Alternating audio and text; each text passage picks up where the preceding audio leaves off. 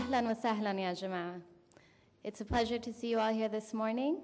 My name is Rena Corey. I will be the MC for the day and for tomorrow. And we are looking forward to a wonderful conference. The MEI team is here for you, should you need anything. And we'll begin with our director, Dr. Michael C. Hudson. Thank you very much. Again, welcome to everybody. We're so happy to have been able to assemble such a distinguished group of specialists on the Gulf for this, our first major international academic conference. The Middle East Institute here at the National University of Singapore is the newest of the several research institutes focusing on geographic regions at NUS. It was established really in 2008, and this past year we have begun to really develop the center. We'll be bringing in several researchers over the summer for varying periods of time, engaged in various aspects of the three main research clusters that we have identified, which are politics and security, economics and business, culture and society. And in fact, those three clusters are represented in the structure of this conference, Whither, the Gulf. I'd like to initially, though, before we get to the serious business, say something about an art exhibit. We decided, in conjunction with the Ministry of Trade and Industry here in Singapore, to put on a little competition for school children to ask them to draw pictures of the Gulf according to you. And so in conjunction with the symposium, MEI, with the support of MTI and the Embassy of the United Arab Emirates, for which we're very grateful for their assistance, jointly commissioned a youth art competition to raise awareness for the Middle East among Singaporean schools. With the theme, The Gulf According to You, students aged 6 to 18 years from over 40 public and private schools were encouraged to create an original artwork depicting their personal impressions of the Middle East. A total of 20 winning entries are featured in the art exhibition here at the Shangri-La, and all winners were also awarded book vouchers courtesy of the Embassy of the United Arab Emirates. In addition, our famous concert performer, who you will be hearing after our conference ends tomorrow night, Marcel Khalifa, as part of our further outreach to the local schools, this will be embodied in the master class Marcel is giving at the School of the Arts in Singapore. So with that acknowledgement of our interest, in addition to serious research matters in encouraging some new awareness of the Middle East among the young people of Singapore, we turn really to our conference. I was doing some surveying through the demographic and economic statistics of the world and discovered that if you take the countries that touch upon the Persian Gulf, from the Arab side to the Iranian side, if you were to put them all together, they would have a total population of about 147 million people, which would make them, if it were one country, the 9th largest in the world, with a total GDP of nearly $2 trillion, which would make it the 10th largest economy in the world if it were all one. So we're talking about a region that, in the most direct and material sense, is of enormous importance. And in a historic strategic sense, it is also extremely important and always has been. A little over a century ago, Alfred Thayer Mahan, the famous American naval strategist, declared that the Middle East, as it was then known, from Suez to Singapore, in his words, was the most dangerous, volatile, and important part of the world. That was in 1902. At that time, and certainly at this time, the epicenter of that region, that long region, is indeed the Gulf. And so we are very glad that we could focus upon such an important region. We did not expect, I think, when we began to think about this last September, that developments since then would have made this region even more important than it is. We were not aware at that time of the wave of protest that has spread across the Arab world and into some GCC countries themselves. We were aware of the growing tensions between Saudi Arabia and Iran, but they have become even more acute since then. We were not expecting Yemen to devolve into the very chaotic situation that it is in today, which poses strategic conundrums for members of the Gulf Cooperation Council. We were completely surprised, as I think most everybody else was, that the GCC seems seriously to be considering inviting Jordan and Morocco to join.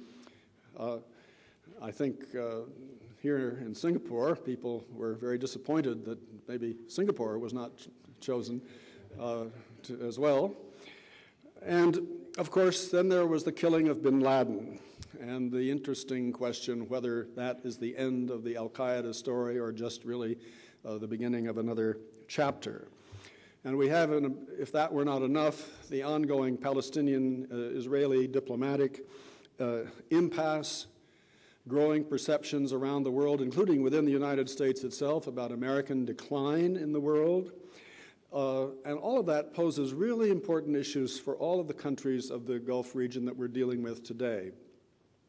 I'm happy that we have among our speakers a number of academics and intellectuals from several of the countries on the Gulf, including the United Arab Emirates, Saudi Arabia, Qatar, and Iran. We are also, in keeping with our chairman's remarks last night, that we have a mission to sort of bring Asia into Middle East studies, that we've got representatives, academic representatives from a number of Asian countries, including India and China and South Korea. We're looking forward to hearing all of these different perspectives. So with that, I would like to turn the program over to our first panel. And if there are no other points that I forgot to mention, I will do that. So thank you very much, and ahlan wa sahlan.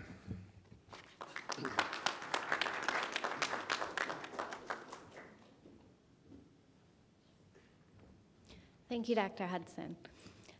Before we begin with our first panel, the strategic context, I want to introduce to you the chairman of this panel, Ambassador Gopinath Pillai. Ambassador Pillai holds several key public appointments. He has been an ambassador at large since August 2008 and was Singapore's non-resident ambassador to Iran between 1990 and 2008.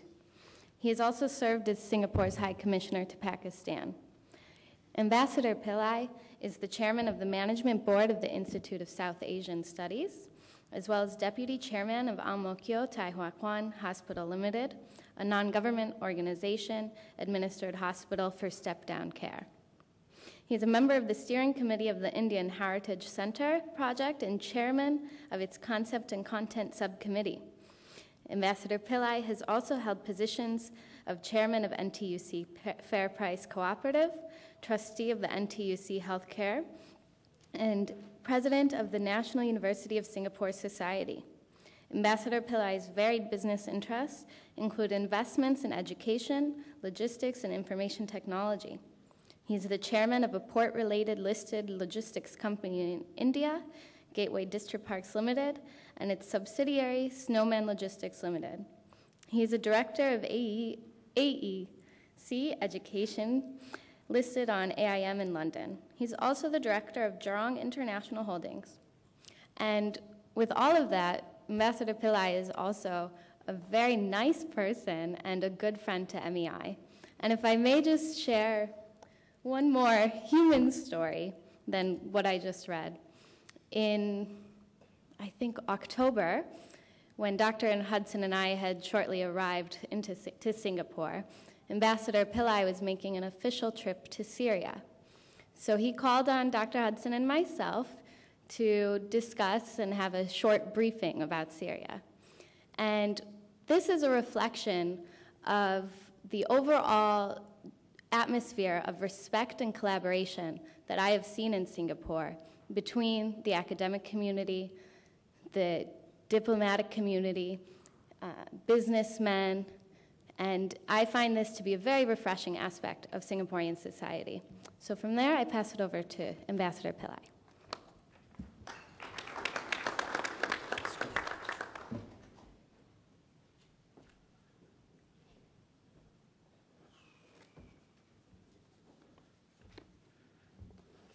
Thank you, Rana. With that introduction, I'm not sure whether I have my head fixed on is she talking about me or somebody else? Mr. Lee Soo-young, chairman of MEI, Dr. Hudson, director, my two good friends, Rana and Verghese, and I also like to recognize Professor Tommy Koh, a very distinguished person in Singapore and a close friend. My task is very simple. First, I want to join Professor Hudson and Rana to welcome you for this conference, which I think is a very important and very timely conference. Second, I want to congratulate Dr. Hudson and his team for putting together this conference, which I'm sure will yield very good results. Then my task is to moderate. In other words, I'm the timekeeper. In Hindu mythology, the timekeeper is also the god of law. That means he's the ultimate. There's no going back on his time. So I will be the timekeeper, and I'll introduce the speakers as I come. Now, a very quick word on this conference. As I said, it is very timely. Middle East is once again is in the eye of the storm. And that makes it very, very interesting to watch. There is a tendency when we are in such situation for us to be very prescriptive. And I think this temptation is better to be avoided because the prescription must come at the end of the day from the people of the region, not from people outside. The people outside can analyze and give their versions, but prescription is not our task. That is what I feel, and when I hear a lot of different governments saying what should be done and what should not be done, I feel a little uneasy. Now, I look at this situation in Iran, in Middle East, from 2 points of view. One, as a Singaporean. Singapore is one of the major centers of oil refining and one of the major centers of trading in oil. And therefore, economically, we are very much tied to the Middle East. And we watch the situation with a great deal of interest, a very great deal of interest. The second is, as my role as chairman of the Institute of South Asian Studies, looking at it from the perspective of South Asia. And that perspective, I see that we have two countries within that South Asia, as we call it, or the SAARC countries, namely Pakistan and Afghanistan, which are both going to be tremendously influenced by what happens in the Middle East, and we are interested to watch that. Now, to do the analysis, that's not my job. We have a very efficient panel, a very distinguished panel. I think you have, very quickly, Dr. Gregory Gause, University of Vermont, Dr. Alain, Gresh, Monde, Diplomatique, Dr. Sun, Shanghai International Studies, and His Excellency Dr. Abdulrahman Hamad Al-Saeed, Royal Court of the Kingdom of Saudi Arabia.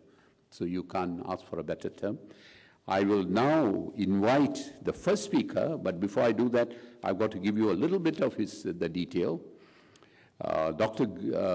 Gregory Gause, the third, is Professor and Chair of the Political Science Department at the University of Vermont. He served as Director of the university's Middle East Studies Program from 1998 to 2008. He was previously on the faculty of Columbia University and was a Fellow of the Council on Foreign Relations in New York. In spring 2009, he was a Fulbright Scholar at the American University of Kuwait. Then he was Kuwait Foundation Visiting Professor International Affairs at the Kennedy School of Government, Harvard. His most recent book is The International Relations of the Persian Gulf. He also authored Oil Monarchies, Domestic and Security Challenges in the Arab Gulf States, and Saudi-Yemeni Relations.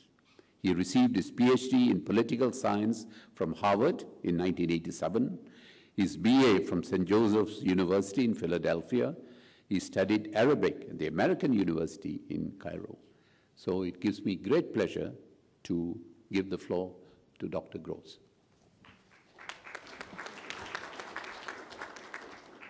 Thank you, Mr. Ambassador. Thank you all for coming. I want to give a special thanks to the Middle East Institute at the National University of Singapore for allowing me the opportunity of my first visit to Singapore. A friend of mine in the front row, John Duke Anthony, said this is the first time he's been east of Muscat. This is the first time I've been east of Tehran, and it's fascinating. So thank you very much. Along with my jet lag, I have a little bit of a cold, so the burden of listening to me will be even greater than it might have been in the past. I want to talk in a very overview sense about American policy in the Gulf region. And I want to define three particular periods where I think the United States pursued either different goals or used different means to pursue those goals in ways that can bracket off these periods, and then pose questions about what the United States' options and for policy will be in the Gulf region in the coming years. So I start with a map because I think maps are really important, but also because the title of this conference is Whither the Gulf. And I have to tell you, it's not going anywhere. It's right there, right? It's between Iran and the Arabian Peninsula, and that's not going to change, right? As much as perhaps some of the residents of the region wish they could take their countries and tow them out into the Indian Ocean, they're not going to be able to. It is still a place where almost 60% of the proven reserves of world oil reside. It is a place where we have almost all of the spare capacity, the immediate spare capacity in oil production in the world. And thus, whither the Gulf, in a fundamental sense, is a question defined by geography, because while the politics might go different places, the geography is not going to change, that's for sure. I want to talk about three periods in American foreign policy in the Gulf and leading up to a possible fourth. Right?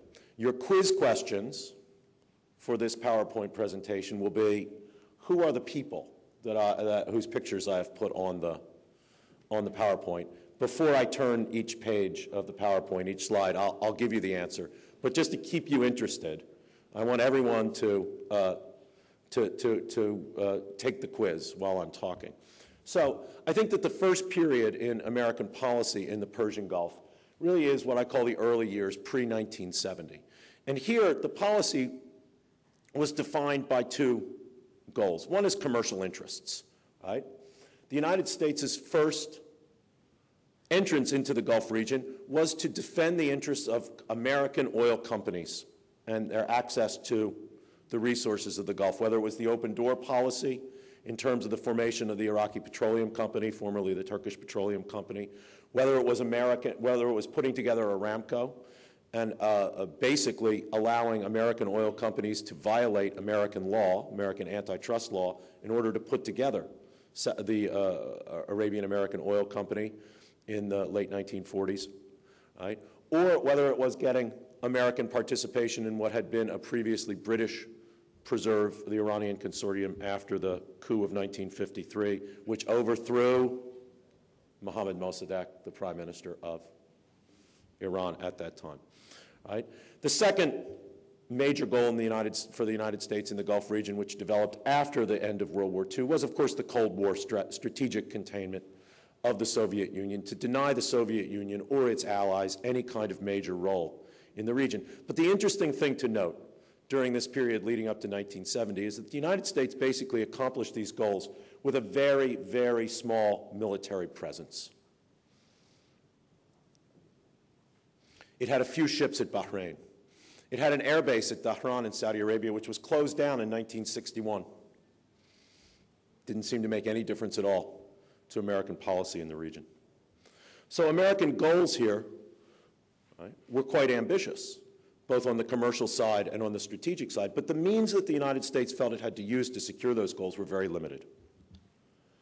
Then, of course, there was the most enormous change, I think, in the history of the Gulf, right, which was the oil revolution of the 1970s. And this period, 1970 to 2000, saw what I think are the two biggest changes in the geopolitics of the Gulf. One was the oil revolution of the 1970s, which changed the strategic relations of power within the world oil industry. Right? Up until the 1970s, power had been held in the hands of the international oil companies. From 1970 on, power was held in the hands of the producer governments. And that profound economic switch, right, happened with almost no American political intervention. Which is to say, I think that one of the really important changes in this period, which is underappreciated, is how the United States basically abandoned its former interest in promoting the commercial interests of American oil companies. Right? The United States did nothing, right, as its companies' oil interests were nationalized throughout the region, right? And everyone nationalized in this period. Pro-Soviet, pro-American, socialist, capitalist, every government nationalized their oil industry in the Gulf region. And the United States did absolutely nothing. The United States had an oil embargo put on it by one of its closest allies in the Gulf, Saudi Arabia. King Faisal is the answer to that question. Did nothing. In fact, it strengthened its relationships with Saudi Arabia. In essence, the United States' interest in the Gulf, as Gulf oil became more important and more strategic, came limited to the strategic interest of preventing the Soviet Union as part of its Cold War strategy or any other regional power from securing a position of dominance in the region. Right? The irony, of course, is it was the two closest allies of the United States, the Shah, Iran, and Saudi Arabia, that pushed this oil revolution. Of course, the second major enormous event that happened in this period was the Iranian Revolution. Right? And with the Iranian Revolution, the means by which the United States sought to secure its interest in the Gulf changed. Right? Whereas before, the United States could rely upon a close ally, Iran, to secure its military and security interest in the Gulf. With the Iranian Revolution, the American-Iranian relationship changes profoundly, of course. And this is the beginning of the more direct American military presence in the region, right? Which goes from the Carter Doctrine and the Rapid Deployment Joint Task Force, which is the first implementation of that, through the naval deployment in the Iran-Iraq War, the development of the RDJTF into CENTCOM, and finally the Gulf War of 1990-91, which was the culmination of this increased military role for the United States in the Gulf region. I won't tell you who that is, I'll just let you guess. Post-1990, 1991, the United States developed a system of bases in the region. In Kuwait, Fifth Fleet headquarters in Bahrain was vastly expanded. A huge airfield built in Qatar at Al-Saeed. Right? the reluctance of the Gulf monarchies to accept a permanent American military presence, which had obtained up until 1990, ended with the Gulf War. And thus you get a fully militarized American presence in the Gulf. These two important changes, the end of prioritizing commercial interest and the steady buildup of American forces in the region, I would argue, though, were put at the service of a very simple goal, and not an extremely ambitious goal. In fact, the same goal that the United States pursued strategically in the pre-1970 period, to sustain America's leading geopolitical position in the region and prevent any other power from assuming a position of dominance. In other words, the United States was a status quo power in the Gulf. And I think that the most important evidence of that is how it behaved in 1991. When the United States had the opportunity, right, to change the regime in Iraq in 1991, 500,000 troops there, a United Nations mandate, a military victory, it stepped away from that. It stepped away from the opportunity to restructure the domestic politics of Gulf states, even though the opportunity was there. Which brings me to the third period, the period that begins with the 9/11 attacks and is dominated by the Iraq War. Here, I would argue, American policy goals shifted in an important way. America ceased to be a status quo power and became a radical power, a revolutionary power in the Gulf, a power that wanted to change the status quo, to establish its own hegemony. A hegemony, I would argue, that has a historical predecessor in the British policy in the Gulf in the interwar period, where Britain was the dominant regional power, but also had enormous political influence in the domestic politics of the states of the region. Of course, this was a failure. This was a failure, right? The United States was not able to secure a stable, pro-American Iraqi regime. Right? Things had changed in the region enough in the 70 years between the height of British power in the Gulf and the American assertion of hegemony that the costs of maintaining an outside hegemonic presence in the Gulf had become too great. Right? Certainly, the Iraq War was about reasserting American dominance in the region, an old goal. But it was also about changing the domestic political order in Iraq and beyond. All right? I would argue that if the Iraqi adventure had gone better, the Bush administration had goals of changing the domestic politics, not only in Iran, which it included in the axis of evil speech, but even at its most ambitious, changing the domestic politics in American allied countries as well, Saudi Arabia, further afield Egypt, through the democratization initiative by the Bush administration. This was an extremely ambitious agenda. It was a failed agenda, but it marked an effort by the United States to take a role in the Gulf region which it had not done before, a role much more akin to the role that Britain played in the Gulf in the interwar period. Finally, and very briefly, was this a war for oil, the Iraq War? I know that that's an extremely powerful and prevalent explanation for the Iraq War. I think it's wrong.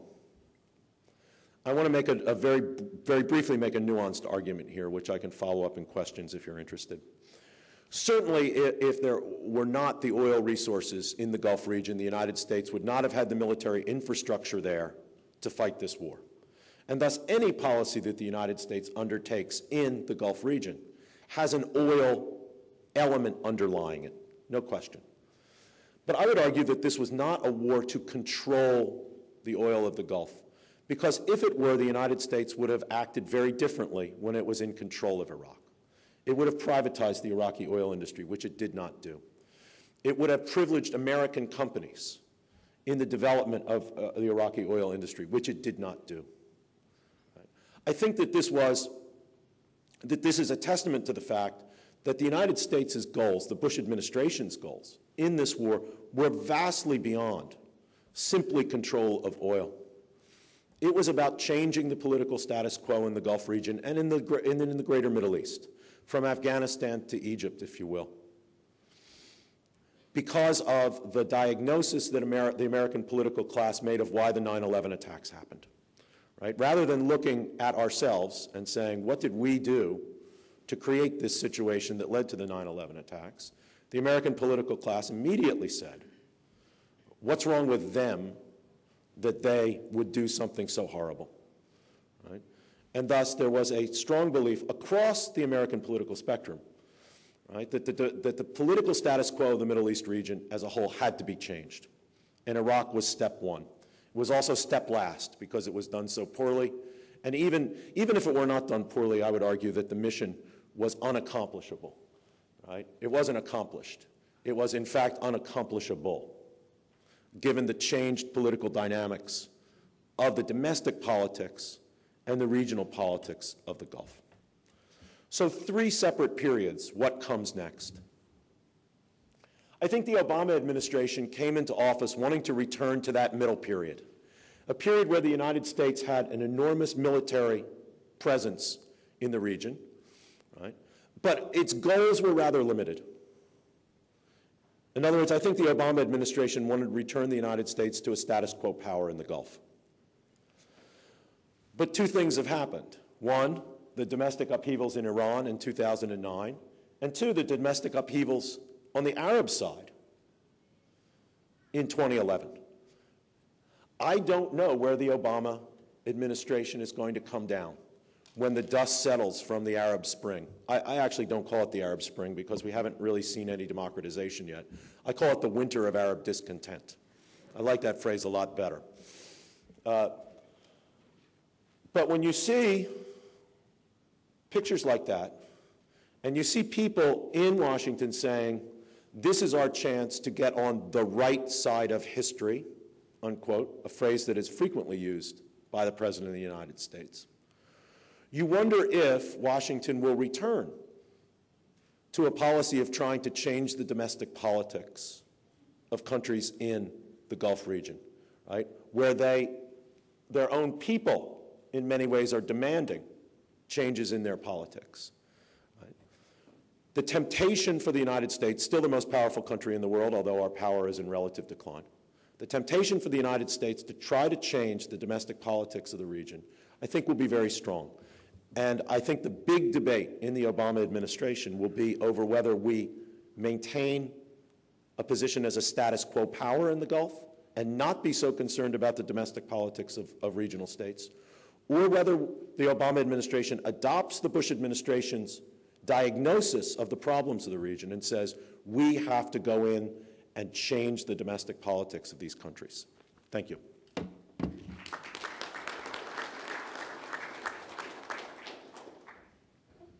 Thank you, Dr. Gause. The next speaker is Dr. Alain Gresh. He's the Deputy Director of Le Monde Diplomatique, where he was editor for the 10 years from 1995 to 2005. He's also president of the Association of French Journalists specialized on the Maghreb and Middle East. He holds a PhD from one of the Grand Écoles, a diploma of Arabic from the Institute of Languages and Oriental Civilizations, and a master's degree of mathematics from University of Paris. He has written several books and articles of Palestinian politics and Islam. He was born in Cairo, Egypt. Ms. Dr. Gresh, please. Thank you very much, and thank you to the Middle East Institute and to the National University of Singapore for the invitation. I will try to speak about the Gulf in a post-American world, and I call the concept neither east nor west. In March 2001, in March of this year, Prince Bandar bin Sultan, former ambassador in Washington, visited eastern capitals, beginning by Peking, Malaysia, Indonesia, and then Pakistan and India. He was carrying to the leader of this country the view of his country about the situation in Bahrain, in Yemen, and in Libya, and a special message from the king. According to the Saudi sources, this message stressed that Saudi Arabia will not allow anyone to make any attempt to harm the security and stability of the Gulf Cooperation country states, and that it will not allow any regional or international side to exploit the ongoing event, quote, to achieve personal interests at the expense of the son and the people of this sixth state. The position that the outside states adopt on the situation in the region will, quote, represent the real touchstone for the future of Riyadh relations with these states at all levels. Most of the worries of the Saudi leadership concern Bahrain and their intervention in this state, and the way the King of Bahrain crushed a movement denounced as the result of Iranian interference. The fact that the first American reaction to this interference in Bahrain affair was not positive, the fact also that the United States have left President Mubarak without support, create a real anger among the Saudi and Gulf leadership. And the visit of Bandar to Asia was a clear sign of discontent, and it reflects a wider interrogation about the future. Is the Gulf and Saudi Arabia are looking for a new alliance, and could we assist to a shift of alliance, in some ways Asia replacing the United States? First, to understand, to answer this question, we must go back to the situation in the world and what the Americans now call a post-American world. After the first Gulf War in 1990-1991, many observers thought that they saw the dawning of the American 21st century. 20 years later, there is now another consensus, even in Washington, about the post-American world. Why is this change? The change is the result, at the same time, of the rise of Asia country, but also other countries like Brazil or South Africa, and it's also the result of the economic crisis of 2008. After this 2008 crisis, there was an article in German weekly Der Spiegel called The End of Arrogance, and the subtitle was America is losing its dominant economic role. Also, during this last year, we have assisted to many changes. I will just give some examples to show what we mean by post-American world. For example, now there are more internet users in China than in the United States, as the United States accounts only for 25% of global traffic, compared with 50% a decade ago. We have seen also the refusal of India and China to compromise during the Doha round about agriculture. We have seen also in 2010 Brazil and Turkey trying to broker an agreement on the nuclear files in Iran, etc., etc. What does it mean, these changes? It means we must stress, of course, without doubt that the US will remain the dominant power for many years, and not just militarily.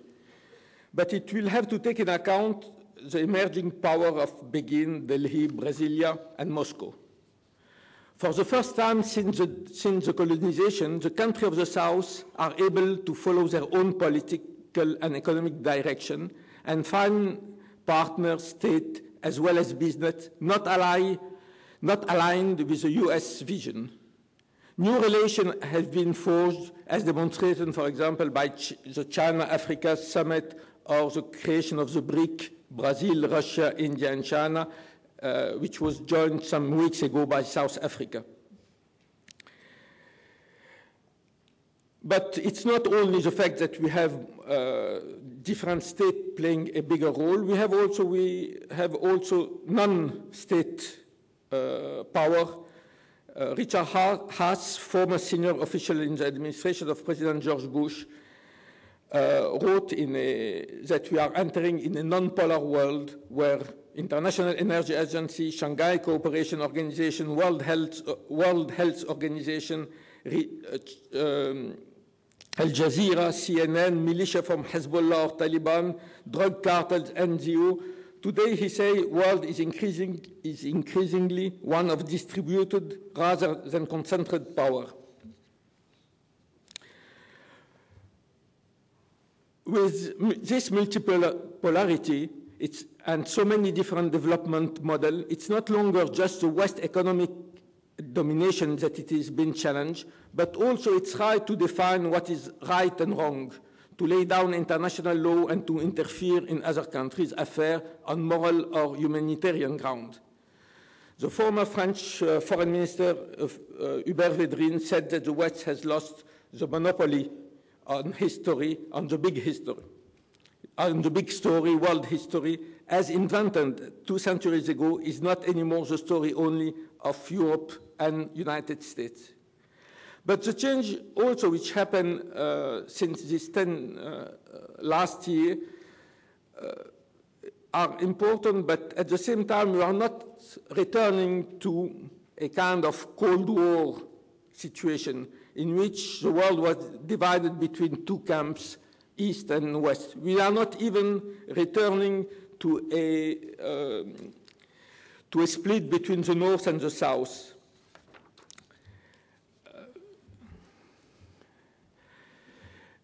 China, India, Russia, and Brazil, which are the growing power, assert their global ambition and reject an international order that marginalizes them.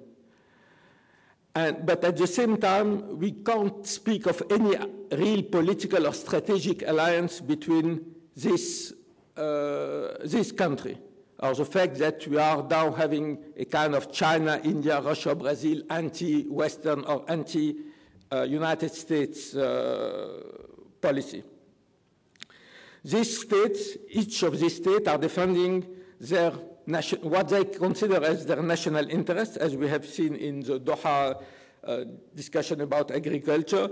They are defending also what they consider their priority for China, Taiwan, and Tibet, for India and Pakistan, Kashmir, etc., etc.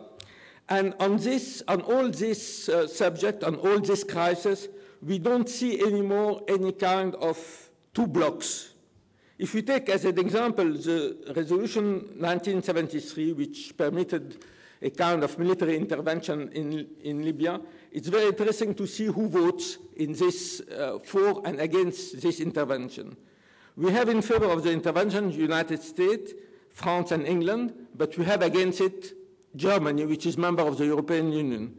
We have abstained, at least not against, Russia, India, China and Brazil, and at the same time, Nigeria, Gabon, and South Africa voted in favor. It's a world in which we don't have anymore we and us, and as I said, East or West. If we take the example of Turkey for the region of the Middle East, it's a very interesting example.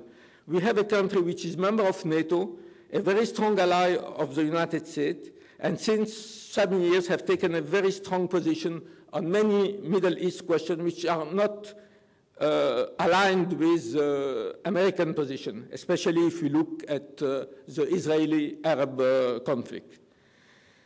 And this is a world with, meaning that this world of multipolarity is a much more complex world, a world in which, as I said, America will play an important and leading role, but not anymore able to solve alone its problem. And one of the reasons of this I haven't developed, but it's very important, it's the question of the economic crisis and the means the Americans have to intervene in the affair. You know that some weeks ago, in January 2008, 2 major credit ratings agencies warned that the United States might tarnish its AAA credit rating if its national debt kept growing and the economic crisis is still very acute, which is, when we think about it, perhaps the most important news for the 4 or 5 years last year. Who could have imagined 2 or 3 years ago that this agency were able to make such a comment about what was considered as the center of the financial world and the economic? Concerning the Gulf and Asia, it's clear that we have seen from some years a development of very strong relation between the Gulf and between the Gulf, and China. China has broken into market in all the Middle East in record time. The trade between the two regions went from $37 billion in 2004 to $110 billion in 2009. Of course, this was in part the result of the growing demand in China of oil and the fact that China wants to assure its supply in oil in a dangerous world. But it was not only this. You have seen very important economic cooperation between Gulf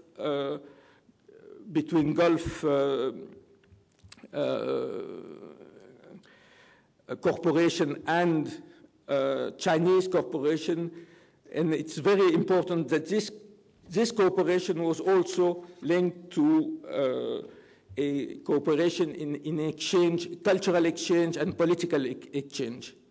During a visit to Saudi Arabia, I met Prince Turki Faisal, who was, as you know, head of the Secret Service in the 90s. And he explained to me why the relation with China was so important for Saudi Arabia. Our relations with China are less complicated than with the United States. Over there, they don't have lobbies influencing policy, and we are not held hostage to their domestic disagreement. Riyadh and Beijing took a similar position, for example, on international issues like Darfur. They respect national sovereignty and non-interference, and share the same disdain for the West human rights diplomacy perceived as opportunistic and inconsistent. Of course, these relations are also not simple. For example, when China tried to develop relations with Iran, we have the question of the nuclear program, and it can create some difficulties.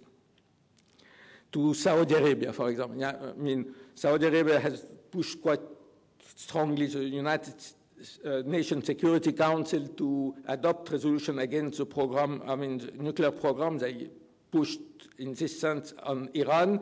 They have got some success. In the last resolution was voted by the Chinese, but the relations, as you know, between Iran and China are very strong. Until now, the Iranians are still very reluctant to vote any new resolution against Iran. So there are also problems. I mean, it's not a non-problematic relation. But the most important problem for the Gulf states, and the fact that even if this last week many people have spoken about a shift in the relation of Saudi Arabia of the Gulf with the United States, is on one side, of course, no country of Asia can assure the Gulf for its military security.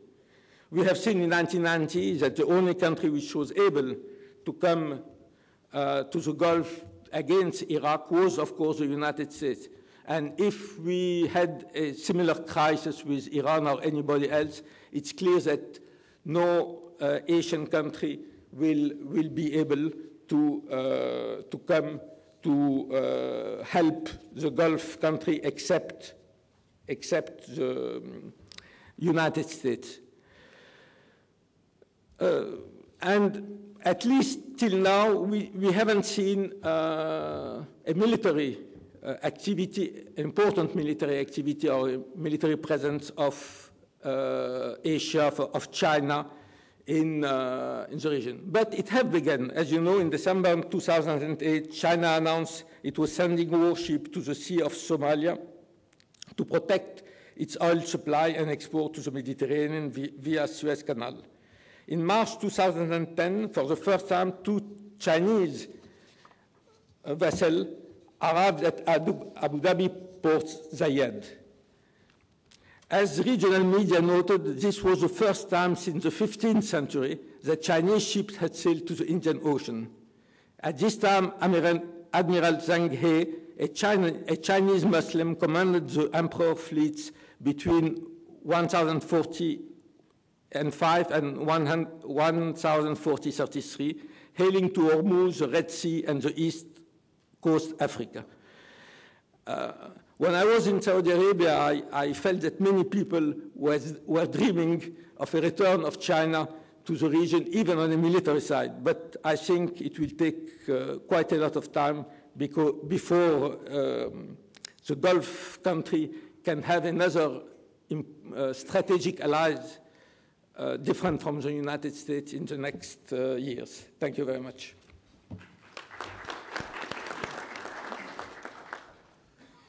Thank you, Dr. Gresh. The next speaker is Dr. Sun. He's an associate professor of political science and editor of Journal of the Middle East and Islamic Studies at the Middle East Institute, Shanghai.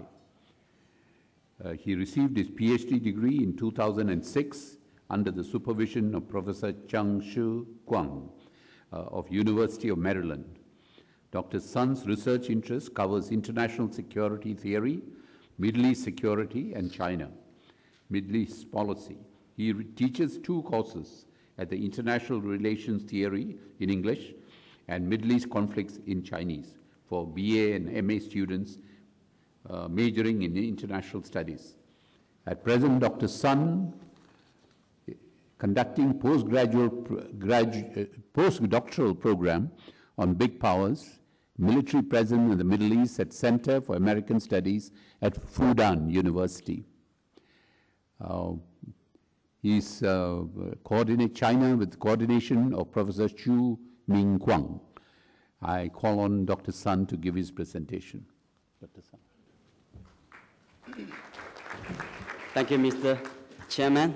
First of all, I would like to express my sincere appreciation to Director Michael Hudson and Middle East Institute of Singapore National University for their gracious invitation. Actually, if you look at this panel, you can find I am the youngest. So my idea could be the youngest and naive.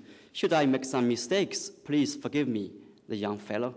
And I actually have submitted my academic article on this paper for this paper, which could be very boring. So in case you will fall asleep, I'll try to add something more interesting. So my topic is quite easy to understand. That is the bridgehead for power projection, U.S. military bases in the Gulf, and the dynamics of redeployment. So I actually have a very big puzzle when I'm reading some literature on military bases, overseas military bases. So the logic of the rise and fall of the great powers is quite easy to understand according to some researchers. That is, the great powers will pursue military bases, and military base will become the cause of the fall of power, because it may be the imperial overstretch or outstretch. But this one could be challenged, although it's my supervisor's idea, that is Paul Kennedy. Because if you look at the Cold War history, you can find it's the Soviet Union, not the United States, which collapsed first. Although the Soviet Union has fewer overseas military bases than USA. How can we explain that? The second puzzle for me is about power itself. When we are talking about power, it can be classified into 3 categories. The first, hard power; the second, soft power; and the last one is smart power. But if we study power itself, we can hardly explain the phenomenon. That is, judging by hard, soft, or smart power, India seems to be more powerful. But actually, you can find, and also you can sense, France is more influential and powerful on the world stage. How can we explain that? So the elements of power could be challenged. Judging by the 2 points, I can say overseas military bases need or worth our further study. Then, what is overseas military base according to Huckabee? Professor Huckery, it is an area on land or sea beyond the sovereign state's jurisdiction, which has a certain number of armed forces, military activities, organized institutions, and facilities. So it may have 5 factors for this kind of overseas military bases. The first is it's one area. Second, it is beyond the state's jurisdiction. Third, it must have armed forces. Fourth, it has military activities. Next, it has certain institution and facility. Then, sometimes if you conduct overseas military bases, you can find it is sometimes mingled with the maybe informal ones, such as military preposition, outpost, garrison, facility installation, or sometimes it's called military presence. Here is one picture about U.S. military bases abroad. It belongs to maybe six commands, right? North, South, Central, then Pacific, then Europe, and the latest one is Africa commands. Then, if we classify overseas military bases, you can find some are formal ones. We call them military bases. Second one is informal, and the third one is very, very loose one. So here, my research is mostly on the first one, formal U.S. military bases abroad. The red points are the distribution of overseas military bases of USA in the world. So they belong to maybe 6 different commands abroad. Then, my paper is about U.S. military bases deployment in the Gulf region since the end of the Cold War. This one is about the military deployment in 2003. You can find the numbers of the military armed persons as well as their locations. And in 2003, U.S. deployment of military bases are mainly for the Iraq War, for this kind of operation. Then now it's 2011, you can find a profound change because U.S. operational target is not Iraq, but Iran and the Central Asia. So you can find U.S. deployment of military bases on 3 fronts. 3 fronts on the Gulf region, in Central Asia, especially Afghanistan and Pakistan. And next one is Azerbaijan and Turkmenistan. Then, U.S. military bases in the Gulf is in the process of evolution in the past 2 decades. First, the U.S. military bases in GCC states are expanding geographically. So before the outbreak of 9/11 incidents, U.S. military bases are mainly in Saudi Arabia and Kuwait. But after 9/11 terrorist attacks, you can find U.S. military bases have spread to all GCC states. I guess this is for lowering political risks because military bases could be politicalized if the local rebels want to distract people's dissatisfaction. This is the first one. So if you put eggs into different baskets, you can lower the political risks of overseas military bases. This one can show the second attribute, that is the U.S. military bases in the GCC states are shrinking in size, resembling lily pads. They are not so big, they are not so permanent. They are lily pads so that they are dispersed. It can be located in 3 different locations, the Gulf region, Central Asia, and maybe Turkey and Azerbaijan. Then, the number of U.S. military bases in the Gulf region can be found from here. In 2010, according to the base structure report of 2010 USA, you can find foreign countries have got 662 overseas military bases for USA, and among them, 218 is in Germany, 115 is in Japan, and South Korea has 86. So 2/3 of the overseas military bases of USA are in the 3 countries, while the military bases in the Gulf regions are smaller, much smaller, representing only 5% of US force. Then, the reduction of the US military force in GCC countries can be much clearer here.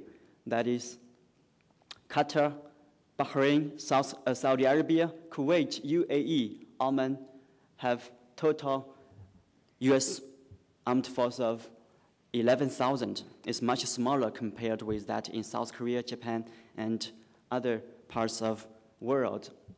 Then the third change is US military bases are increasingly approaching the potential enemies of USA, that is Iran. So previously, the military bases are mostly in Saudi Arabia, but now they're approaching Iran, locating in Bahrain, Qatar, and Kuwait. That's the third attribute. So you can see Iran will be withered. Iran is circled by US military bases here on 3 different fronts. Then the fourth attribute is the US military bases in the GCC states are increasingly strong in mobility. Why do I talk about mobility? Because military bases can be classified into 3 different functions or groups according to their mobility. The first one is main operating bases, which has the least mobility. The second one is forward operating sites, and the third one is cooperative security location. Here, you can find 3 different categories of military bases. The first one is permanent. The second one is very flexible. It's forward operating sites. The third one is for cooperative security sites. So the last one is very, very flexible. If it is flexible, it could also reduce the risk of deploying military bases abroad. So you can find here, the first category is in Qatar, Bahrain, and the second one is in Kuwait. And the rest of them are mainly the third category for cooperative security sites, which are owned and possessed by the host states, which could be used by US in the case of emergency. So the fifth change is US military bases in the GCC countries are increasingly interlinked. In the Central Command, US military bases in GCC is linked with that in Central Asia and Djibouti of East Africa. Second, US military bases in GCC countries are interlinked with others in the Mediterranean Sea and even with the Pacific Command. Then, why US would like to readjust its military bases in GCC countries? I think there are mostly following reasons. The first is the change of US national security challenge. That is, it has 3, or you may say triangle, between Central Asia, Djibouti, and GCC bases. The second is the so-called 5 fingers of US strategic deployment after the end of the Cold War. The 5 fingers are Pacific, Europe, the Mediterranean, Caribbean Sea. Look at this part. You can find the 5 major concentrations of US overseas military bases, 5 concentration areas or locations. So the second reason for this kind of redeployment is from its function or operation. That is, U.S. strategic task has shifted from the Gulf to Afghanistan, from Iraq to Iran. Then the third reason for this kind of evolution is because the change of bilateral relations between U.S. and Saudi Arabia and between U.S. with other GCC countries. You can find the troubled U.S.-Saudi relations and improved relations between U.S. and other GCC countries. Then the fourth one is the readjustment of U.S. military bases in GCC results from economic slowdown. For details, you can read my paper I don't want to add more points here. Then, what is the implication of U.S. readjustment of its military bases? First, I think it will consolidate U.S. predominance in the GCC states, GCC security framework. Now we have three different ideas. The first one is U.S.-dominated security framework. The second one is from Iran. The third one is from GCC states. Now, the first one is dominant. The second is, if after U.S. has readjusted its military bases, I think in the future, GCC countries could be hijacked by U.S. in its conflict with Iran because they are potential targets of U.S. retaliation. The third one is U.S. military bases readjustment could cause a potential, might become, the bases themselves might become the potential targets of Iranian attack. Then, the fourth one is U.S. readjustment of its military bases. Here would intensify anti-Americanism in the region, such as during the uprise of Bahrain. We can sense that phenomenon. Then the last one is U.S. readjustment of its military bases in GCC may cause fierce rivalry among external powers and internal powers, both inside and outside the Gulf. First, inside the Gulf, there are two more countries which are pursuing military bases. First is France, right? France has got a permanent military base in Djibouti, and it has also sent one in Abu Dhabi, UAE. The second one is Iran itself. Look at the two diagrams you can find. Iran is expanding its military bases in the Gulf region too. So the two will compete with USA for military bases in the years to come. Then what about outside? This about Iranian major military bases or presence in its country and in the Gulf region. It mainly has 32 sites. Then, what about external or outside the GCC countries? The first one is Japan, the newcomer, right? Its new military base will be finished this year, and it will be stationed with Japanese self-defense force in Djibouti. Next, you can see some pictures about Japanese military personnel, Djibouti. Then what about China?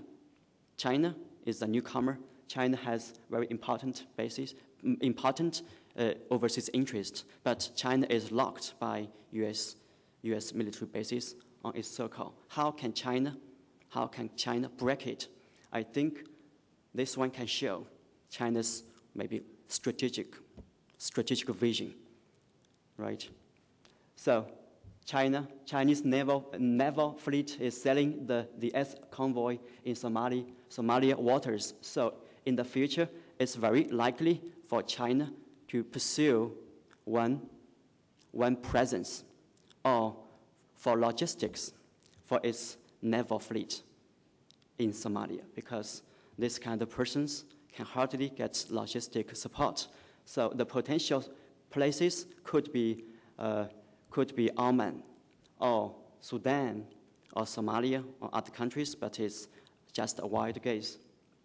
So we can draw conclusion based on my study. First, overseas military base is one of the crucial methods to protect one country's overseas interest, and the Persian Gulf is a case in point. Second, overseas military base may cause dual security dilemma, first between the user nation and the host nation, because it can cause entrapment and abandonment. Second, it can cause a security dilemma between the potential enemy and the user, because it may cause provocation and miscalculation. The third one is the Persian Gulf can hardly maintain peace in the future with the deployment of US, France, Japanese, and possibly Chinese and British military presence in the region. So I strongly recommend that when we are conducting research on the security or strategic context of the GCC, we need to pay attention to the military base factor. Thank you so much.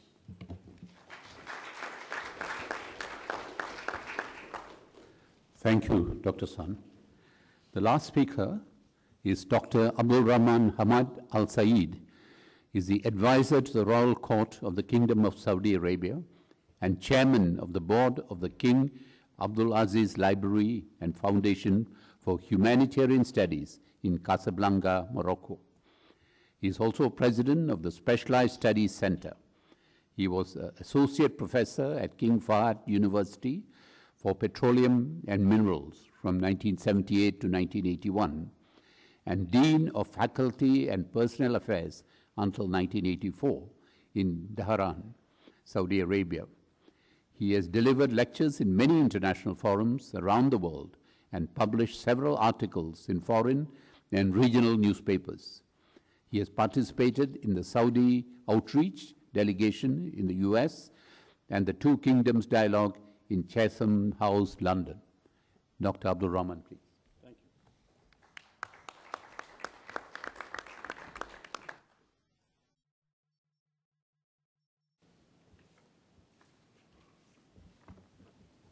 Thank you, sir. And thank you, Michael, for this invitation. Wonderful to be among friends. Everyone I see here is someone that I know and have had a wonderful relationship with over the years. If you will allow me a few observations on some of the things that have been mentioned and my esteemed colleagues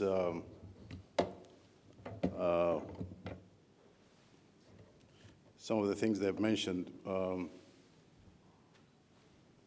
Greg, thank you for assuring us that the Gulf states will not be moved to the Indian Ocean. I appreciate that.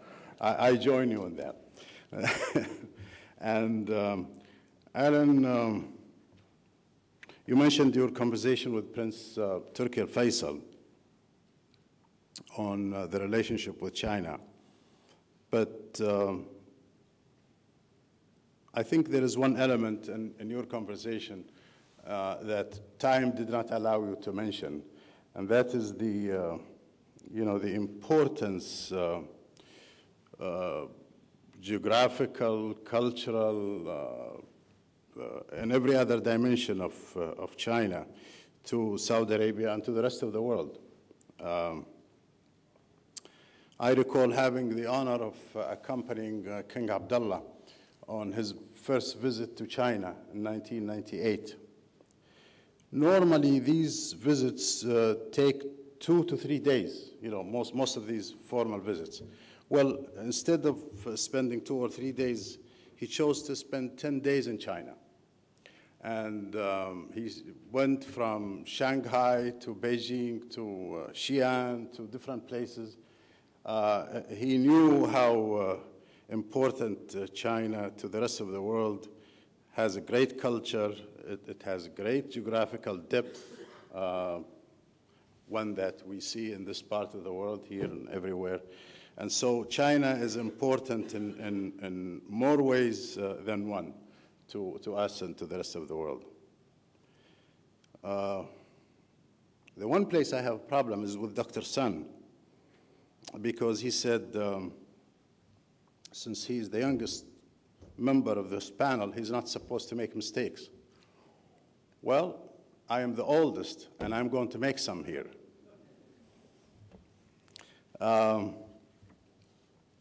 The events in the Middle East have been very, very important and very significant and have, in fact, influenced the speeches here. And so I'll take a shot at this and say a few words here. When the wave of popular protests broke across the Arab world, laptops in many a foreign capital were full to the brim with dire expectations of what was about to happen in Saudi Arabia. Self-proclaimed leaders in London called for massive street demonstrations. From the 1st of March onwards, an avalanche of journalists' cameras slung around their necks, notebooks at the ready, and the inevitable iPad in their briefcases descended on Riyadh, Jeddah, and Dammam, keen not to miss what they expected to be the grand finale of the Kingdom of Saudi Arabia. Saudi Arabia, they assumed, was ripe for revolution and was about to fall. The domino effect would prove irresistible. After all, they thought the kingdom is an Arab country, so logically, the course of events in it would replicate that in other parts. Well, what do you know? The streets of Riyadh, Jeddah, and Dammam were actually quieter than usual. Some attributed this to the large police presence, but there was a serious flaw to this argument. History and the popular upsurge in the streets of Cairo and other capitals teach us that police presence, however great, cannot deter or subdue millions of protesters when they march in a just cause. So what was it? How can one explain the Saudi phenomena? Was it the absence of genuine complaints? Was it the lack of a body of educated youth, which had been the motor of revolution in other countries? Or was it just pure apathy? I would suggest to you that no Saudi official that I know of has ever claimed that our country was complaint-free. In fact, the Saudi media has been rife with stories about housing shortages, about high level of unemployment, and about a host of other economic and social issues. Furthermore, since the Saudis are avid watchers of television, they have followed with the greatest interest every detail of what has been happening elsewhere in our region. Where then can one look for an explanation of the calm that prevailed in Saudi Arabia? A good place to begin, I would suggest, would be to take a look at the history of this Arab country. The legitimacy of the kingdom is not derived from the barrel of a gun, nor has it been enforced by tank fire.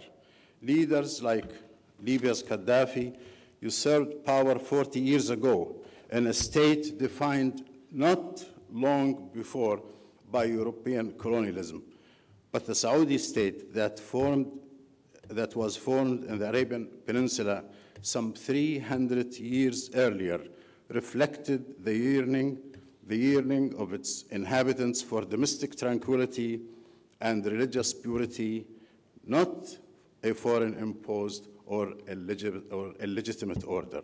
Long historical experience has wedded the Saudi people to their ruling family. The people and their leaders have been through thick and thin together. They know each other and have learned that together they can overcome just about any obstacle.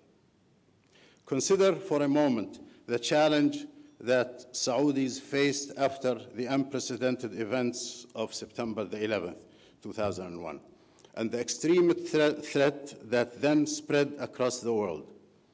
The kingdom's record speaks for itself. It responded to the threat with steely determination and a clear-headed strategy.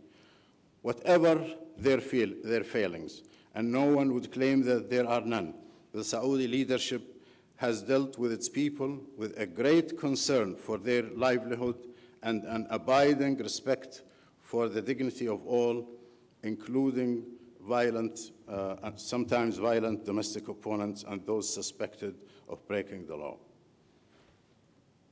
I know, for example, that, and I'm sure some of you know, that even people in jail sometimes, or all the time, that the government takes care of their families while they are in jail. They are supported. This tradition of benevolence and magnanimity has been a central characteristic of the Saudi state from its inception.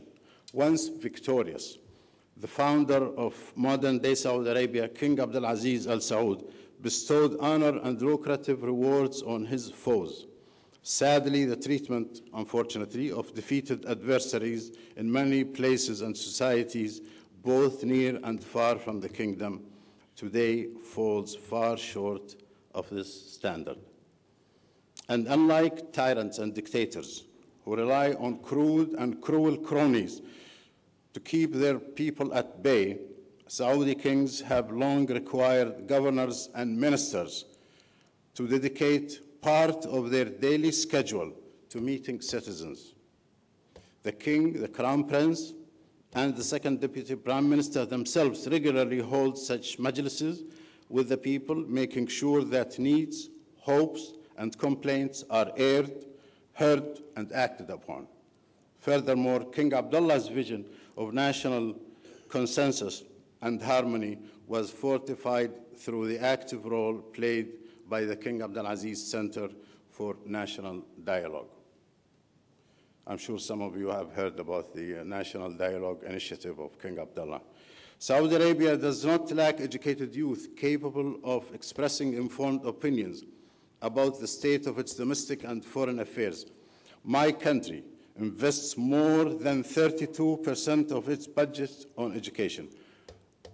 I doubt that many countries spend that much.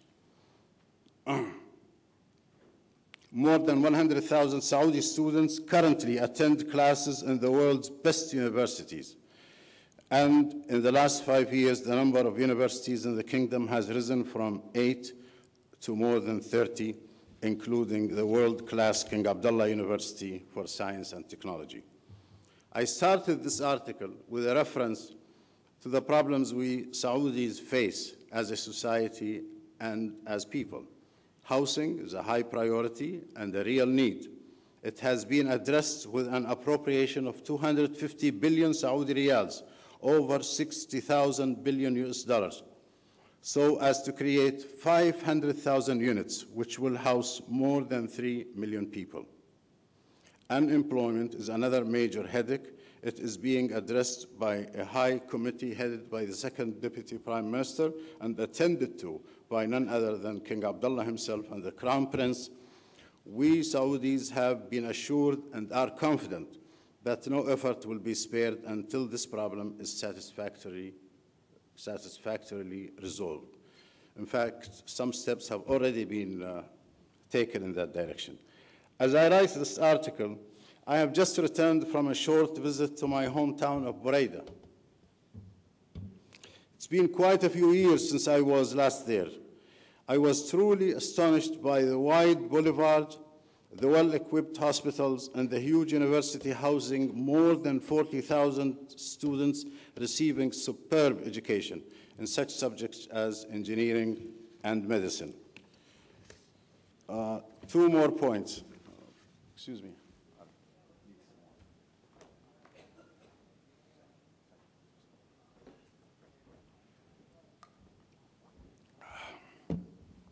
Two more points.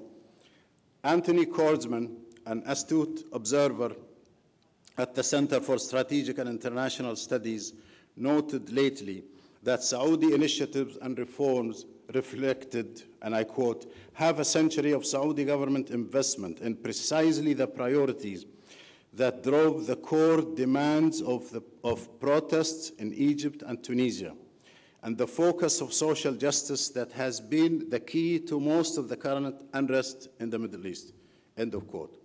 He also observed, and I quote, that Saudi leaders do not simply talk about reform and progress. They have made massive expenditures on every critical aspect of social welfare, end of quote. Point number 2, 2 years ago, the Pew Global Project looked into different Arab and Muslim nations' attitudes towards their leaders. The project found that, and I quote, confidence in King Abdullah is highest, King Abdullah of Saudi Arabia, is highest in Jordan and Egypt, where positive views of the Saudi monarch are widespread. Roughly 9 in 10, 92% Jordanians have faith in King Abdullah of Saudi Arabia in his ability to handle foreign affairs. In Egypt, 83% trusted King Abdullah to do the right thing in world affairs. Abdullah receives praise in several countries outside of the Middle East. In Pakistan, 64%, and Indonesia, 61% express confidence in his ability to handle world affairs. In Nigeria, more than half, 55%, say they have confidence in the Saudi leader. End of quote.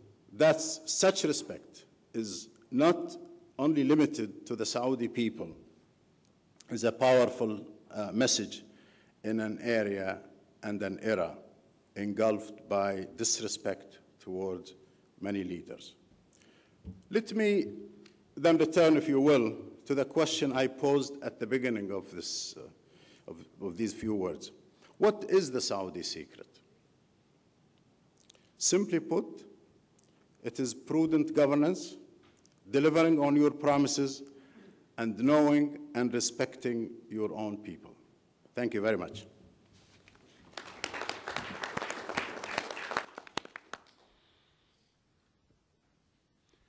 Thank you, Dr. Abdulrahman. I think you have heard 4 very interesting presentations. I would like to now open this to the House for questions. Please state your name, make your comments very short, and questions to the point. Maybe the first question, as a prerogative of the chair, can I start off? And that relates to the speech of the last speaker. It's very interesting. What Dr. Abdulrahman said about Saudi Arabia is very impressive. If any one of you visit King Abdullah University, as I have done, you cannot but be impressed. But one point he made, I would like the comment from the other speakers, and that is, he said, why didn't Saudi Arabia implode? What is the secret? And he said it was the legitimacy of the regime. It did not assume power at the power of the battle of the gun, but came through natural process. If that criteria is used, many of the other neighboring states would fail. So I want to get the comments from the other speakers on what they feel, because the domino effect did not, influence Saudi Arabia because of, as Dr. Abdulrahman says. But if that is a criteria to be used, what is the effect on the other states? It's not only just Cairo and Libya that you have a problem, but there are others as well in the region. So I'd like to maybe start with Dr. Gause and the others, if they can comment. Well, that's the $64,000 question for those of us who study the Middle East. Why did this happen? Why did it happen in certain places and not in other places? And I have to say that just as a preliminary, while I try to think of an answer, the literatures that we in Middle East studies had produced to explain the stability of Arab authoritarianism, of which I'm a big fan. I thought they were extremely interesting and helped to explain the unusual stability at the regime level in the Arab world over the last 40 years. We are in the midst of having to rethink those theories. So I don't have a good answer to why this explosion took place and why some countries have suffered from it and others don't. But I'll give you a few preliminary thoughts about that. It seems to me that with one big exception, countries that had at their disposal oil wealth were better able to deal with the crisis of the last few months than others did. Libya, of course, is the big exception. And Libya is a demonstration of the fact that oil itself is not important, as Gweno Krulik, who's sitting right there in the front row, wrote very cogently about 12 years ago. Oil money does not spend itself, right? Political decisions have to be made about how it will be spent. And Libya is proof that even if you have a lot of oil money, you can make really bad decisions and screw up your country. But the fact that other countries, not just in the Gulf but Algeria, have had at their disposal over the last 6 years extraordinary amounts of oil money with the run-up in energy prices around the world over the last 6 or 7 years, has given the oil states a cushion, which Dr. Abdulrahman emphasized, the amount of money that the Saudi regime can invest in issues like housing and employment, that the government of Egypt, the government of Yemen, the government of Tunisia did not have when these crises hit. So I think that that's one important factor. Other than that, it does seem to me that I can't detect a really good pattern for why some states are and some states are not. Right? People have emphasized that Iraq, for example, has not suffered from commensurate upheavals during this period because it has a democratic regime. But Iraq has had plenty of its own upheavals, which we'll hear about from other speakers later on in the conference. And Saudi Arabia, which is in many ways the major Arab state that has been most immune to the upheavals of the last few months, is in many ways the least democratic of the Arab states, without even the pretense of national elections to a legislature. The Majlis al-Shura in Saudi Arabia is a very interesting and increasingly important institution, but there's no sense that the members of the Majlis are representatives of voters in Saudi Arabia, the way that even in these sham republics, sham democracies of Egypt and Tunisia, where there were elections to manage legislatures, there was this idea, right, that representation came from the people. So I don't think democratic forms are the reason. One other explanation that I have not found convincing that's been put out is that monarchies are more legitimate than republics. I don't find that to be the case. If you look at the longer history of the region, right, monarchies have had a very bad time in the Middle East, with monarchies falling, right, in Libya, Egypt, Iraq, Yemen, South Arabia, now part of Yemen, and Iran. If you go back even further to the Ottoman Empire in Turkey. And so the argument that somehow monarchy is better suited to the region culturally, I just don't find any evidence for. And we also know, as we'll hear in the coming panel, that one of the monarchies of the region, Bahrain, saw an enormous upheaval. In fact, as a percentage of the population, I would argue that Bahrain had the largest demonstrations in the Middle East during the upheavals. I mean, at some points, 20% of the citizen population of Bahrain was on the streets. And thus, some of the explanations that I've heard put forward by some commentators, they don't really ring true to me. But I have to admit, I don't have a good explanation for this yet. Thank you, Dr. Gause. Any others would like to comment? Yes. First, I think the aspiration we have seen in Egypt and Tunis are to be found in each Arab country without exception. There were in all the Arab countries some kind of demonstration, bigger or smaller, which are really important. What are the aspirations? One is against authoritarian regime, which has not changed for 30, 40 years. Social aspiration, especially for the young generation, and the fact of unemployment, the problem of unemployment which you can find in each country, from Saudi Arabia to Egypt to. And third, the fact that the young generation wants to have a bigger part in the affairs of the country. And this is present everywhere.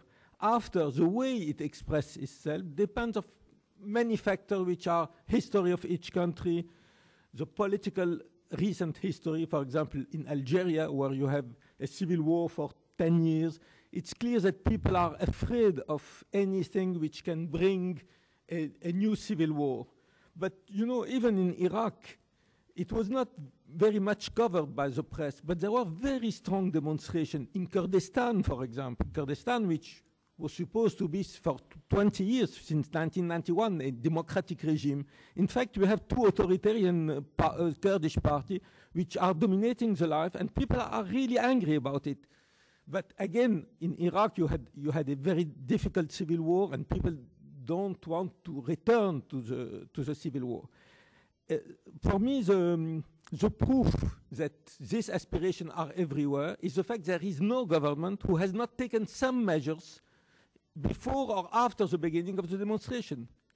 I mean, social measures, putting money in housing, etc., etc. The King of Saudi Arabia, before anything happened, when he came back from United States, the first thing he made a speech saying we are going to invest in housing, in unemployment, etc., because he knew the aspiration was there also in Saudi Arabia. So I think the aspirations are everywhere, and the reform will go everywhere. And I don't think anybody will be able to stop and to say, okay, no, we are outside. I remember on the 31st of January, as you remember perhaps, President Bashar al-Assad gave an interview to Wall Street Journal. And he said, no, what's happening elsewhere doesn't concern you. And we see how it is today. That doesn't mean you will have insurrection in every country. For example, in Morocco, you had a king who has made quite a lot of political concession, not economic. Will it be enough or not? I can't answer. But again, and my conclusion is this, the aspiration to something new in all the Arab world is present and it will not disappear. Thank you. Dr. Sun, would you like to comment? I have nothing to add, but I want to draw our attention on one point, that is, how do we conduct research on the Gulf? Just now I have learned a lot from these kinds of thought-provoking presentations and comments. I have thought of one point, that is, maybe we need interdisciplinary studies, because if we study the strategic context of the Gulf regions without knowledge of social, cultural, or domestic politics knowledge, it will be very, very imperfect. Second is, we can study the Gulf political and strategic issues from comparative perspectives. Here we have about 40 speakers, and then we can have very, very different perspectives. If we can compare different perspectives for the same view, and then we can maybe get more knowledge from this one. I think that's the essence of this conference. Thank you. Thank you. Few things have been raised here, and they have been raised elsewhere. First, on the question of, authoritarian and democratic and all of these labels that are used, I think, sometimes with a lot of ease. I'm not sure that, Western-style democracy in all of its manifestations is necessarily desired by every nation, by all people. I'm sure some of its features are liked and good, and they have been applied here and there, but I'm not sure that Western democracy or the Western example is good for everyone. But Greg, I beg to disagree on why it's not happening in Saudi Arabia. I've made a central point of mentioning two things that the Saudi leadership, in which the Saudi leadership have dealt with its people. One is respect for your own people. I think that's lacking in many countries. In many countries, that witnessed the problems in the streets. And the Saudi leadership shows its respect for its people in a variety of ways. Some of it seen, some of it not seen or observed on daily basis. But the fact that each governor of a province meets with the people on regular basis, listen to them, discusses things with them, visits them in their homes, and shows deep respect for their traditions and ways of life is a very important aspect. Same thing goes for everybody in the government. I think the other point is the use of force brute force has been used in almost every country that have witnessed, the uprisings and upsurge, if you will agree with me. We have heard about, people buried in ditches, hundreds of them buried alive in ditches and things like that. I mean, stories that one doesn't really like to even think about. That doesn't happen in Saudi Arabia, and the world knows it, and we all know it. Saudi leaders have in fact, from the days of King Abdulaziz, there is a story I want to share with you. I think goes back to Amin al-Rayhani, who is a historian who wrote on the early days of King Abdulaziz's rule. He went to see King Abdulaziz in Riyadh, and he was asking him about what he wants to do and how he's doing things and why he's successful and others haven't been. And King Abdulaziz looked at a young man among his guards, and he said, Amin, do you know who this guy is? He said, no, I don't. He said, this is the son of Ajlan. Those who know the history of Saudi Arabia, Ajlan is Ibn Rashid's governor in Riyadh when King Abdulaziz took over Riyadh. This kind of I suppose,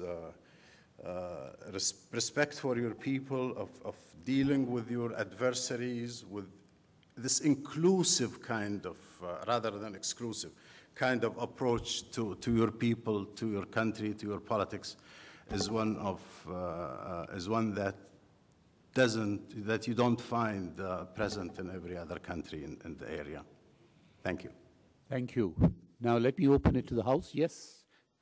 Could you state your name, and if you could use the mic, that will be great.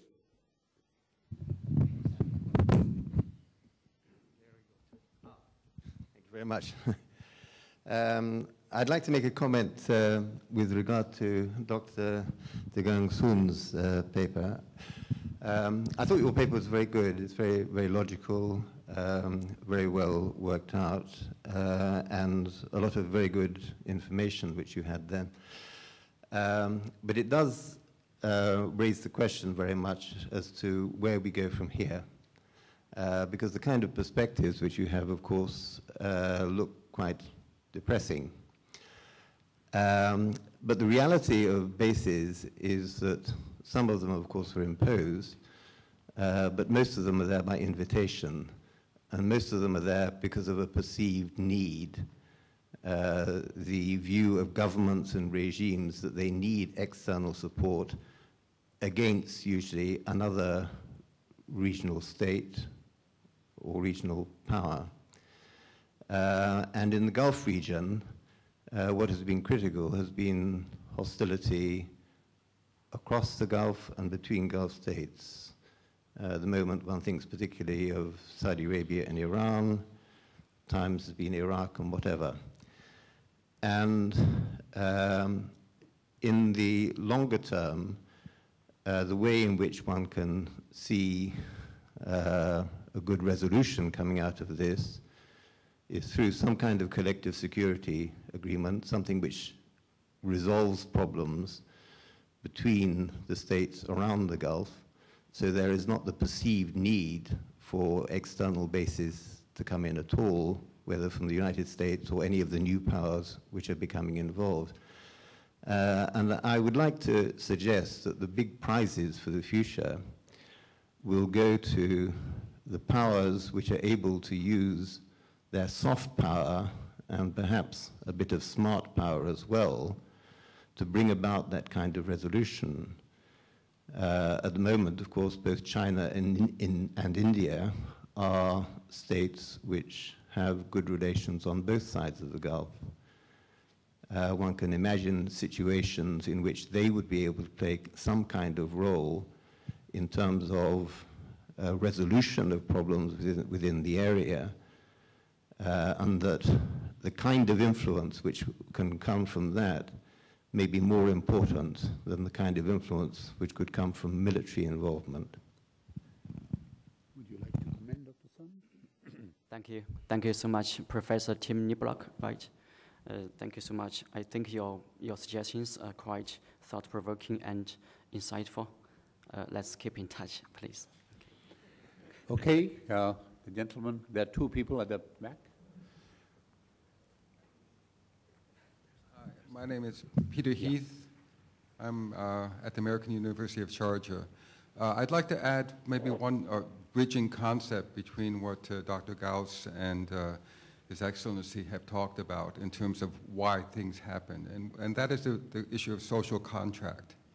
I mean, Arab nationalism, it was an ideology. I don't know if it is one now, but it was a powerful one. And at the heart of the regimes that have been having problems, most of them, not all of them, certainly Egypt, now Syria, Libya, think of who is leading. You have a military officer in Syria. You have a military officer leading a coup in Egypt in '52. You have a military officer, Colonel Gaddafi, who adopted a unusual form of Arab nationalism.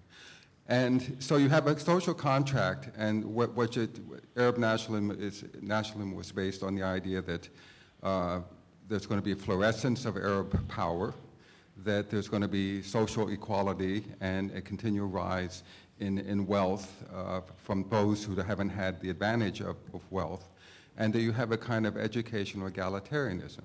And some of these things came to pass, but what really didn't come to pass in many of these countries was the rise in wealth.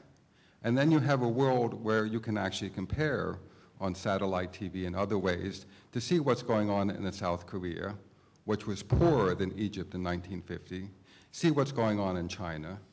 And people start saying, well, why is this working and this is not working? Now, there are other forms of social contract in terms of access to rights, such as the case of Bahrain, that fall in a different category. But if the basic issue is that the social contract is going to hold because people still believe in its potential, as opposed to social contracts not holding because people lose faith in it, I think that might explain some of, at least offer a bridging concept. I'd like your remarks on that. Would you like to comment? Sure, very briefly. I think that the problem with thinking of this in contractarian terms is that the contract had been breached for decades. And in fact, the places where we've seen, or the two of the places where we've actually seen leaders removed from power, Tunisia and Egypt, are the places that went the furthest in trying to redefine that contract, that original, if you will, contract of the 1950s for more egalitarianism, for social justice, and for populist economic and social programs. Tunisia and Egypt had gone the furthest toward opening up their economies, toward adopting, the Washington Consensus, policies of privatization, of not completely removing, but limiting that social safety net for lower middle and lower classes. They had gone the furthest in doing this in an attempt to join the globalized economy, right? And because they didn't have the resources to maintain that social contract with a vastly expanding population. But that's been true, I think, Peter, in Egypt for 30 years now. And yet the Mubarak regime, for all its problems and all its difficulties, kept rolling along. And so why now in 2011 did people decide that the contract had been breached? And that to me remains the puzzle. I don't know why now, when the problems that Dr. Abdulrahman mentioned and that you allude to in the idea of social contract, when those problems were so obvious, for years and years before, why is it now? And I just don't have a good answer to that. Okay, the gentleman at the back, yes. And there's the lady later. This is Pasha from Jawaharlal Nehru University, Delhi. I have 2 points to the distinguished speaker from Saudi Arabia, Dr. Abdulrahman. One is, you seem to welcome some aspects of democracy, but not the other. I would like you to elucidate which might work in the Saudi political system. The second one is Prophet Muhammad, when he was asked who would succeed him, he suggested that the best and the learned should succeed him. Obviously, he was not in favor of hereditary successorship. Of course, monarchies have been the most prominent feature of Islamic history throughout, both in the West Asian and other contexts. But what, in your perception, is the source of legitimacy in Saudi Arabia? When a new king comes, he has to get the mandate, endorsement from the people. How do you envisage in future this source of legitimacy if it not to degenerate in a worst case scenario? Thank you. Yeah, easily. The question of legitimacy, by the way, is a very simple one to answer. And that is, in the final analysis, what's really important is what do the people want? You know, the people in Saudi Arabia want a stable country, want progress, and any other country in the world, want to be able to know that they are ably governed, and want to know that there is a map for the future, and want, of course, above all of that, a government that would preserve their ideas, ideals, and beliefs. And that is precisely where I think, you know, as of course you know, the majority of the Saudi people, or the overwhelming majority of the Saudi people, are essentially, you know, that's their, I think, that's their program, that's their roadmap, if you will. And that, and the government understands that, and the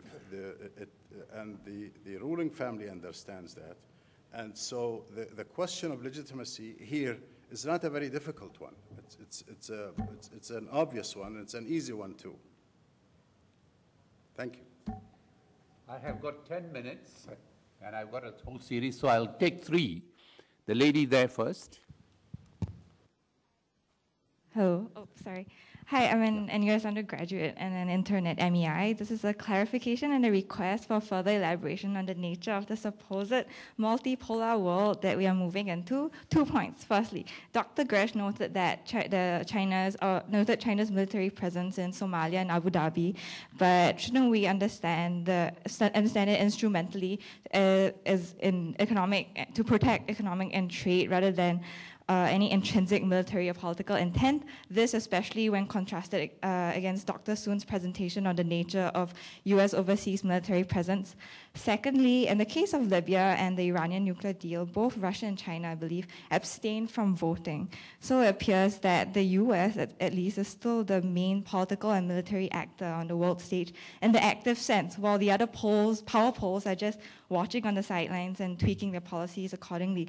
And on a related note, at the end of Dr. Gause's talk, he said that the Obama administration is faced with 2 choices, one being a status quo power, and secondly, taking the Bush administration's diagnosis to change. But in this time of revolutionary change, even being a status quo power necessitates intervention. So the Obama administration effectively, in this framework, is faced between a choice of intervention and intervention. The only difference therein is the official justification that we will read after the fact in the newspapers, I guess. So my question, just to recap, is to tease out what exactly you mean by the multipolar world, which I think makes more sense in an economic understanding than a political and military framework, which in the arena of which the US still seems to be the only player. Thank you. Very quickly, intervention versus intervention is an excellent point, but I think in the Gulf region itself, where we have seen no regime changes during this upheaval, a status quo power will accept that. An interventionist power will attempt to encourage domestic political change. And that's very different from North Africa, where domestic political change kind of happened and the United States had to take a position on it, but it clearly wasn't a driving force in Tunisia or Egypt or, frankly, Libya. I think the United States has played a subsidiary role to France and Great Britain in the military intervention in Libya. But in the Gulf itself, the Obama administration is going to have to decide not on whether to intervene to sustain a status quo or intervene to change it.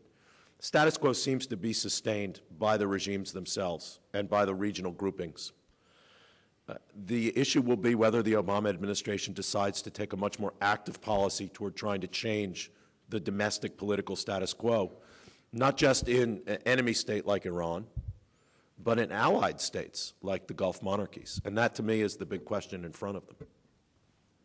Ms. Khatun, I'm sorry, I can only take this and the other side. Oh, sorry, one comment from Dr.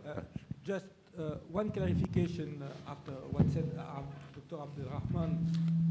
It's clear that the relation between China and Saudi Arabia go beyond economic relation, and I wrote an article about it, and it's really very important relation, cultural, political, so I'm really aware of this. Concerning Chinese policy, I think the development of a military marine of China is a logical development. They are protecting the roots. They are doing all what normal great powers are doing. You know, there was a popular Chinese online novel called The Battle to Protect the Oil Routes, which came out in 2003, and which gives the story of a plot by imperial power who fear China imposing a naval blockade that leads to war by blocking the Malacca Straits. So there is an interest, even if it's not at this moment a military objective.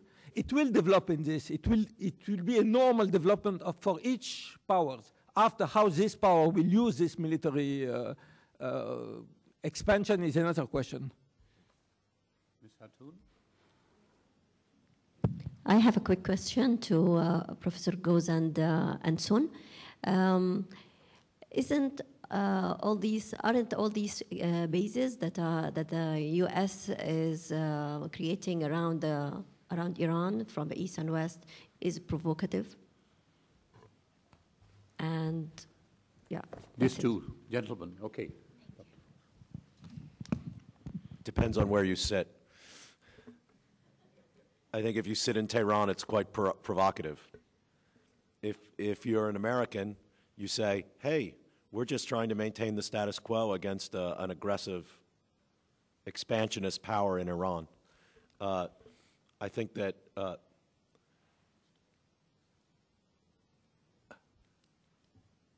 it doesn't make any difference what I think. It's what the players in the region and in Washington think. And they have extremely different perspectives here. I think it's one of the ironies of international relations that many countries who engage in conflict with each other both think that they're on the defensive, both think that they're the one being aggressed against. And I think that that's one of the problems that we have in the security of the Gulf right now. Thank you for your question. I think it's not important, and also it's very hard to judge whether or not one side is provocative or not. But you know, if we set military bases, it will cause security dilemma between the user nation and the potential enemy. So take Iran, US as one example. Even if two sides are defensive, it could be perceived as offensive in other sides' perspective.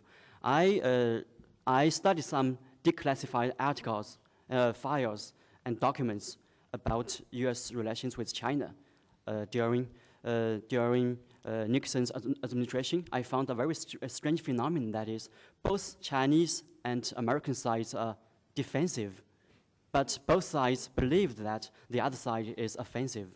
So overseas military bases could cause very serious security dilemma. So both sides will think the other side is hostile in intention. Thank you. Dr. Abdulrahman wants to have 1/2 minute. Just a couple of words. Greg, you mentioned something about royalties, kingdoms and republics. Well, you know, I'm not sure that that one can say that that republics per se are better than kingdoms, or kingdoms per se are better than. But isn't it interesting that in Libya today that the people who are fighting Gaddafi are raising the flag of the king? Interesting. Yes. My first my question to Dr. Abdulrahman, if I may. My name is Malik Dahlan. I'm an academic. I was an academic within USMEI. It is precisely this phenomenon of respect that the people of Saudi Arabia hold towards the monarchy that keeps them closer to the monarchy, in the sense that King Abdullah himself will have the ability to manage those. But I think the opposite, or the implicit concern there, is what if and what happens after King Abdullah. May he long live. Because it is a sense of calm and peace that people are looking for, that things will be under control regardless of what happens. And I suppose it's, aside from the normal gifts that were given, it's more about the road ahead that people are looking to hear about, especially that, as you know, Saudi is the most important place. In the end of the day, the Gulf aside, it is in the end of the day about the Arabian Peninsula. I'm sorry, you will have to shorten it. Yeah, thank you. Ambassador Pillai, Dr. Hudson has a question, if we might just take both at once. Okay. Okay, first of all, just to comment on the question of the protest, I think it's an interesting empirical question that we need to continue asking, because I don't think this phenomenon is over yet, as to what extent protest in one form or another may be occurring in many different countries in the region, including Saudi Arabia. But that's not what I really want to ask about. I get the impression from this very interesting panel that the Gulf is essentially a kind of a stable area, that nothing much is happening, and yet we've had 3 major wars in the Gulf since the 1980s, very costly, very serious wars. And I'm wondering, are you just sort of assuming that everything's okay now? Because I remember a couple of years ago, we were looking at Obama's first year in office, and I was with Dr. Abdul Khalik. I was very critical of Obama, but Abdul Khalik said, no, we're so happy he's here because he saved us from a war with Iran.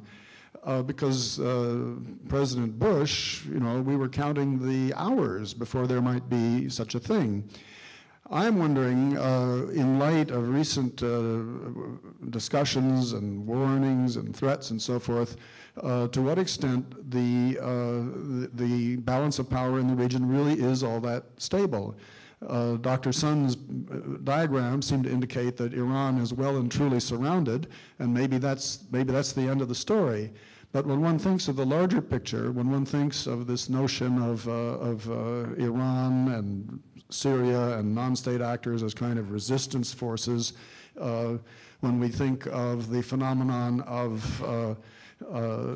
transnational Islamist terrorism, which may not have actually disappeared with bin Laden, you would think if you were the national security advisor for Saudi Arabia, would you sleep well at night when you look all around your borders? When you look at Bahrain, where Saudi troops had to intervene, when you look at other countries in the region and farther away, where things are a little bit unstable, Yemen is a mess, and if you look farther on, you see boiling crises in Afghanistan, Pakistan that could have an impact on one side, and you have the impasse, the Palestinian-Israeli impasse on the other side. My simple question is, do you think that we're going to see another war in this region in the near future, or are you pretty well happy about this being a stable balance of power? What I will do is I'll give 1 minute to each of the panelists to respond to both the questions, rather than go back again. May I start with Dr. Gersh? There were 3 major wars in the Gulf region. 2 of them ended up with the situation largely the way it was when the war started. The 3rd war was one that changed status quo by eliminating Iraq as a geopolitical player in the Gulf region, that war has removed the chance of conventional warfare in the Gulf for some time, I think. It seems to me that Iranian power that the most important Iranian power is not military. Right? It's the ability of Iran, through its relations with allies in weak Arab states, to affect the course of politics in those states, whether it be Lebanon, Palestine, and Iraq, now a weak state situation created by the United States. If Iran wants to fight a conventional war in the Gulf region, it would be playing directly into American strength, which is completely able to handle conventional military contingencies in the Gulf. Right? The minute those Iranian warships started heading across the Gulf, the guys at CENTCOM would just rub their hands together and say, now the fun begins. And the Iranians know that, and I don't think that they're going to try that. They're going to expand their political influence through these other means. And so I don't see a big war unless the United States decides that it has to take preventive action against Iran. And this administration doesn't seem to be disposed to do that. Dr. Gresh. Yes, Michael, you have been right. For 4 or 5 months, we have forgotten in some way, and the press even have forgotten the regional crisis. Who is speaking about nuclear Iran, which was at the front of the news some months ago? What will be new, and I think very interesting to look, is the combination of the internal change with the geopolitical change. And this will have very big consequence. We are not able to say which one, but we see it in the change of the Egyptian policy already concerning the Israeli-Arab conflict, and we see it in the Gulf with this question between Saudi Arabia and Iran and the transformation of what was in the beginning internal upheaval to a kind of Iran-Saudi Arabia or Sunni Shiite conflict. And I think in the months coming, we will have to look of the implication of the imbrication of these two levels. Thank you. If you don't mind, Michael, I'll just say a couple of words in response to Mr. Dahlan's question on what could happen after King Abdullah, may he have a long life. Well, look, I recall, and many of you must recall, the questions that were asked, when King Abdullah becomes a king, what's he going to do? He's close to the tribes, he's this, he's that. Proved to be a very progressive, reformist king, and now we're worried about what happens to him after him, God forbid. We shouldn't be worried, because whoever will come after King Abdullah will be coming from the same school, the same tradition. He will follow the same instructions or the same teachings that King Abdullah gave to his sons, that look after your people. 1, 2, 3, 5, 10 is your people. That's your priority, that's your concern. They all come from that school, and they all know what they need to do. Michael, just a short answer. Lots of people here are too young to remember the 60s. But in 1963, 64, everybody said that the Gulf countries are in trouble. The Nasser tide was irreversible. It was almost a foregone conclusion that they were going to fall, and they didn't. I think the final and ultimate answer to this question is, when you care about your people, when you know what they need, when you respond to their needs, you really can sleep well. Thank you. Dr. Sun, just very quickly. Very quick. I would like to save time for you. I just a short answer. I think military bases cannot solve a lot of problems, because it has political and social and economic implications. But why it exists in the past 20 centuries. So it's very puzzling. I think to be a scholar, we need to be neutral and to be rational, to think in depth about this kind of issue. phenomenon, especially the military bases surrounding the Gulf. Thank you so much.